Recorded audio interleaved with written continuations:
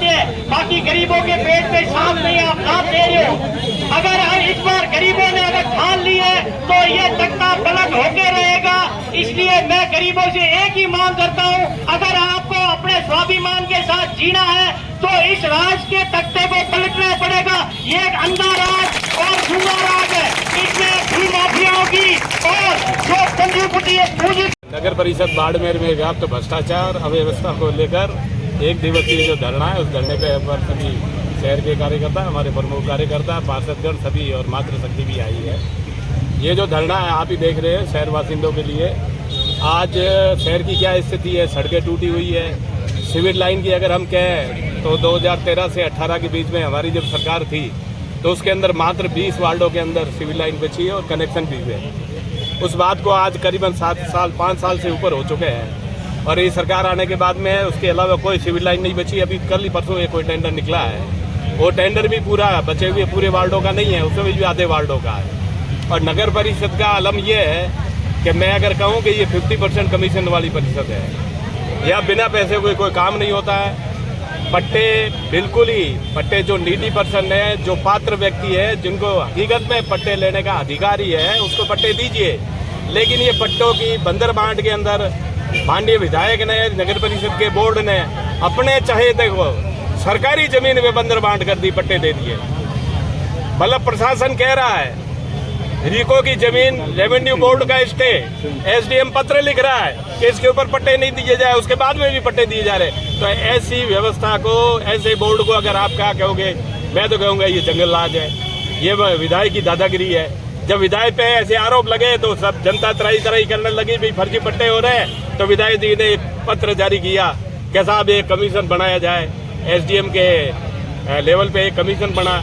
हमने भी उसके अंदर दस्तावेज सहित विद प्रूफ एसडीएम साहब को दिए हैं, कुछ कार्रवाई हुई है। मैं आपको बताना चाहूंगा एसडीएम साहब की कार्य प्रणाली पे हमें संतोष है, वो अच्छे अधिकारी है, वो करेंगे। लेकिन होगा क्या, जैसे ही वो जांच रिपोर्ट आएगी, जयपुर में बैठा अली बाबा 40 चोर, वहां से आएगा फोन, जांच ठंडे बस्ते में। ये असल में जांच में जनता को भी कहना चाहता हूँ, आप सभी को कहना चाहता हूँ, 2023 में हमारी सरकार आ रही है और 2024 में केंद्र में वापिस मोदी जी की सरकार आ रही है। केंद्र की जांच एजेंसी आएगी जांच करने के लिए। और मैं अगर आपको कह दूं, ये खाया पिया है ना, मुंह छोड़ फुर्निया में निकाल देला। केंद्र की जांच एजेंसी आएगी काम करने के लिए, और मेवाराम जी जो ये धिंगा मस्ती मचा रखी है ना, ये सब बंद हो जाएगी। तो जनता क्यों नहीं आपको मतलब वोट क्यों नहीं दे रही थी? 15 सालों से कांग्रेस का वोट नहीं बन रहा है, एमएलए नहीं बन रहे, क्या वजह क्या है भाई? आप कह रहे हो भ्रष्टाचार है, सब कुछ है यहाँ। अभी जनता देख लीजिए ना, 2023 के चुनाव में आपको पता लग जाएगा। 2023 के चुनाव में पता लग जाएगा जनता दे रही है कि नहीं दे रही है। शासन तो कांग्रेस का भी लगातार रहे ना 50 साल में, कैसे उखड़ा? अब आ रहे हैं क्या? नहीं आ रहे ना। केंद्र में मान्यता प्राप्त विपक्षी दल भी नहीं बन रहा है 2 चुनाव से। यही आलम होने वाला है। ये जो दादागिरी और गुंडागर्दी जो मचा रखी है ना, पत्रकारों की पिटाई करवा देनी, नगर परिषद के कर्मचारियों की पिटाई। कौन करवा रहे हैं? करवा कौन रहे? अरे कौन करवाएगा? एक ही है, सिंह मेहता एक ही है। वो तो सज्जन सिंह तो कह रहा है कि मुझे विधायक ने पिटवाया। करो ना, कराएंगे, आप चिंता मत करो। मैं आपको कह रहा हूँ, एक उदाहरण बता दूं, दिल्ली की सरकार, अरविंद केजरीवाल कहता था कि दारू के अंदर कोई घोटाला नहीं हुआ। जब सीबीआई आई तो उसका उप मुख्यमंत्री जेल में है, सुप्रीम कोर्ट भी जमानत नहीं दे रही है। उससे पहले सत्येंद्र जैन जेल में है, वो भी जमानत नहीं मिल रही है। ये का ये हाल बाड़मेर में होने वाला, चिंता मत करिए। केंद्र की एजेंसी आएगी, एक एक साक्ष्य और एक एक प्रूफ को इकट्ठा किया जाएगा। ये भूमाफिया पनप रहे हैं ना, और उसके बाद में आनंद फानंद में एफआईआर कराना, और एफआईआर करा के उसके बाद में पुलिस वालों का काम नहीं करना। जब फायरिंग रेंज के अंदर एक व्यक्ति पट्टा लगाने के लिए फाइल लगाता है, वीरचंद जो इसका चहेता है, जिसके जन्मदिन पे 1 रुपए की कचौड़ी बांटता है, ठीक है, जब वो साया होता है, जब पुलिस को मालूम चलता है, एसपी उस समय भार्गव जी एसपी थे, जब पुलिस को मालूम चलता है कि ये फायरिंग रेंज है, हमारी फायरिंग रेंज में पट्टा मिल रहा है, मैं स्वयं एसपी साहब से मिला। मैं कहा एसपी साहब, ये पट्टों का अभियान चल रहा है, आपकी फायरिंग रेंज के अंदर इस व्यक्ति ने दुस्साहस करके कूटरचित दस्तावेज के आधार पर पट्टे मांगे हैं, आप इसके खिलाफ एफआईआर दर्ज कराइए। एसपी ने आदेश दिए हुए, कोतवाल के पास चले जाइए। ये कोतवाल जाता है यहाँ के, भाई फाइल ही गायब कर दी, क्योंकि वो चाहता है 1 रुपए में कचौड़ी बांटता है इनके। और भी कही है, चिंता मत करो, इनके परिवार के महावीर नगर जो सबसे बढ़िया कॉलोनी है, मैं अभी आपको बाड़मेर वालों को कहना चाहता हूँ, महावीर नगर नगर परिषद की बाड़मेर की सबसे अच्छी कॉलोनी, उस कॉलोनी में J1 J3 महावीर नगर का प्लॉट, पट्टे किसके बने आपको मालूम है? कृषि भूमि को बता के महावीर नगर की जगह अंबेडकर नगर बता दिया पास में। आएगा, चिंता मत करिए, आएगा, जांच भी होगी और जेल भी जाएंगे। ये जेल, ये जो जेल की दीवार एक ही है ना, इसी बीच में गेट निकलाऊंगा ताकि घूम के जाने की जरूरत नहीं, वहीं से पकड़ के सीधे ले जाएंगे। तो ऐसा कौन सा 223 में दावेदार होगा जो मतलब मेवाराम को हराएगा? वो तो आ जाएगा, चिंता क्यों कर रहे हो? इंदिरा गांधी भी हारी यार, क्यों करो? मेवाराम जी को तो है, इंदिरा गांधी हारी को नहीं हारी, नहीं इंदिरा के बिरदी चंद जी हारे ना, इंदिरा गांधी भी हारी है ना, तो ऐसा क्या है? ये 30 मार का है, इसकी पोल खुल चुकी है।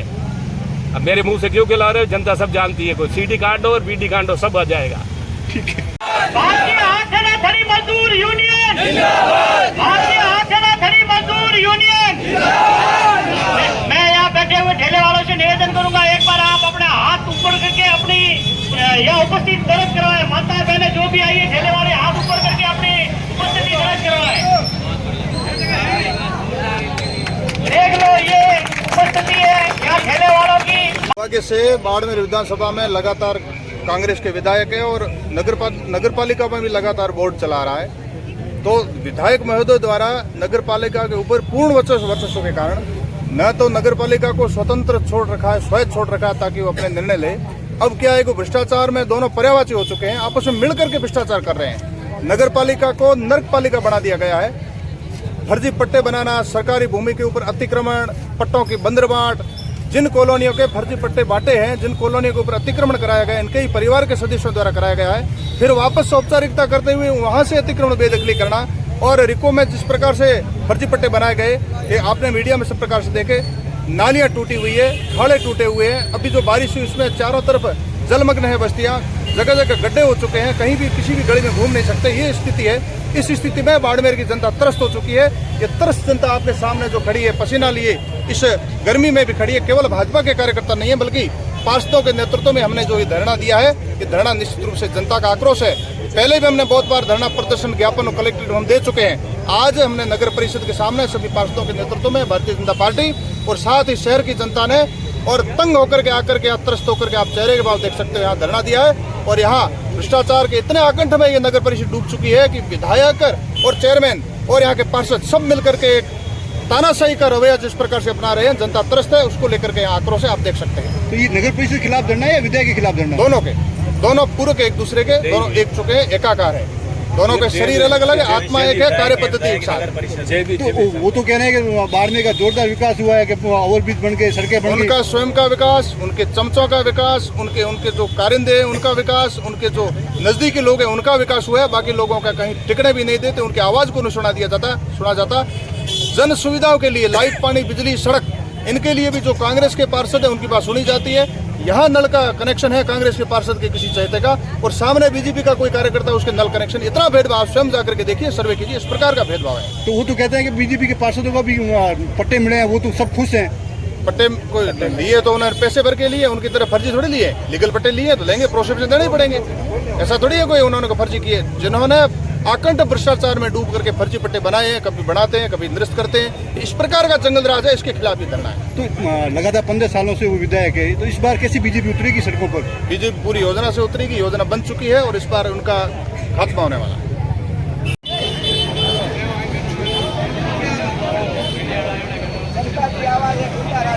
जनता की आवाज है, गुंडाराज बंद करो। जनता की आवाज है, गुंडाराज बंद करो। जनता की आवाज है, गुंडाराज बंद करो। वंदे बेहरा सभापति,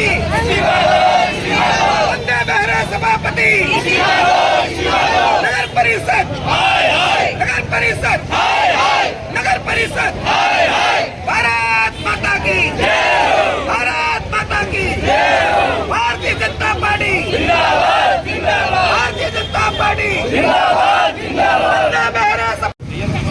ये आप देख रहे हैं आज पिछले 15 साल से यहाँ के विधायक महोदय यहाँ विधायक हैं और 15 साल से नगर परिषद में जिस तरीके से 15 साल में जो आप देख रहे हैं लागू शैली और महिला शक्ति आप यहाँ बैठी है कि महिलाओं के साथ जो अत्याचार महिलाओं को ये कहते हैं कि सिलेंडर हम देंगे 501 रुपये में। मैं ये कहती हूँ कि हमारी सारी बहनें कहती हैं सिलेंडर नहीं देंगे, हमें हमारा सम्मान चाहिए, हमें सुरक्षा चाहिए।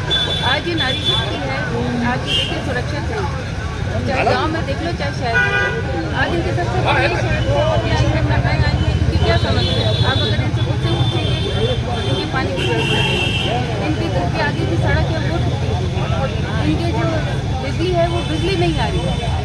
तो ये जो विकास का दावा करते हैं ये झूठे दावे हैं। और जैसा कि अब हम सब जानते हैं बाड़मेर के अंदर जो स्थिति है फर्जी पट्टों को लेकर, 501 रुपये में पट्टा देने की बात की, एक भी पट्टा नहीं दिया।